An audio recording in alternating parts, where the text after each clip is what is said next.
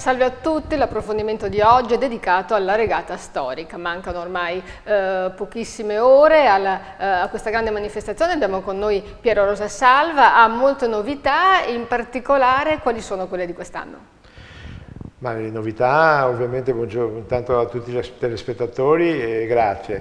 Diciamo che la regata storica è un prodotto di grande tradizione, di grande delicatezza e di valore storico, per cui appunto non facciamo mai grandi operazioni di trasformazione perché dobbiamo rispettarla molto. È chiaro che però dobbiamo renderla sempre più spettacolare e sempre più gradevole e più significativa.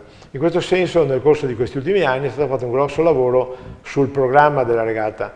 Chi ha avuto occasione di vederla, soprattutto di persona e non soltanto per le dirette TV, ricorderà che era un po' lunga, aveva dei momenti morti, eccetera. Quindi abbiamo lavorato molto sul programma, il programma quindi sarà molto più incalzante, quindi io mi auguro che moltissimi amici che ci stanno guardando e verranno a Venezia, perché vedere la regata e viverla sulle rive del Canal Grande, magari a bordo di qualche barca, di qualche amico o della propria barca, è un'esperienza veramente unica.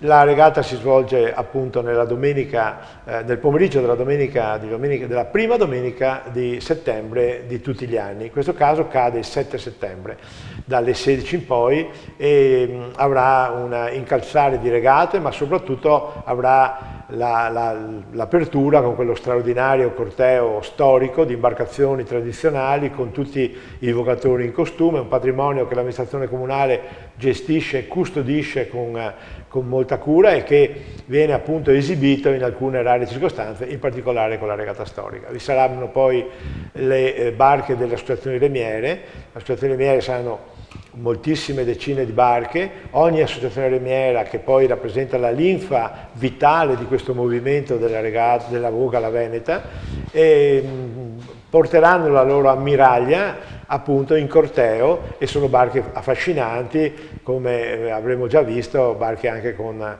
la famosa Disdottona con 18 remi della Querini e quant'altro, oppure la barca famosa Peata della Riviera del Brenta, 24 remi, insomma, tutte cose che un poi, bellissimo spettacolo. Tutte cose di cui si occuperà anche Radio Venezia, no? Lo ricordiamo, perché ci sarà la diretta. Assolutamente sì. E poi avremo naturalmente le regate, che sono il clou, l'apoteosi di questa attività remiera agonistica, con le 4 regate tradizionali dei giovanissimi, delle donne, delle caorline, le barche a 6 remi da trasporto, che sono forse la regata più spettacolare, l'esibizione della forza e della potenza, e l'eleganza dei gondolini, che sono la Formula 1 della voga alla veneta. Devo dire che questa attività è stata negli ultimi tempi molto promozionata.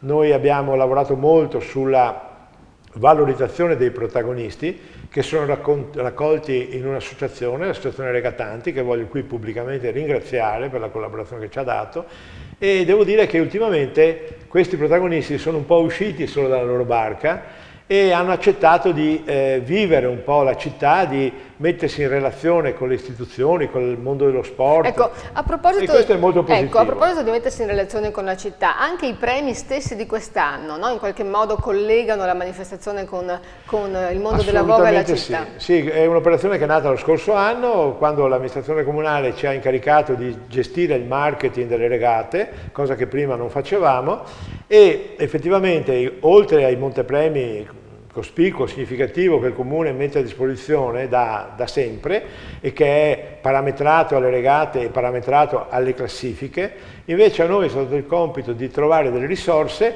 che vanno spalmate su proposta dell'Associazione Regatanti a tutti i protagonisti e che devono servire per sviluppare questo movimento. Quindi noi abbiamo esplorato, oltre al contributo di sponsor in denaro, anche delle operazioni particolari, cioè i regatanti per esempio riceveranno come premio un abbonamento per le partite della Reyer, oppure per le partite del Calcio Venezia, oppure riceveranno degli inviti alla Fenice piuttosto che in altri teatri. Noi, la ACTV offrirà ai giovanissimi, ai ragazzi giovani, l'abbonamento annuale al completo delle linee di navigazione di e di trasporto, quindi una serie di iniziative. Poi abbiamo delle ditte che danno dei premi in denaro e altre che invece danno degli oggetti anche di valore come premio. Ecco, questo il montepremi di quest'anno era doppiato. Il montepremi di quest'anno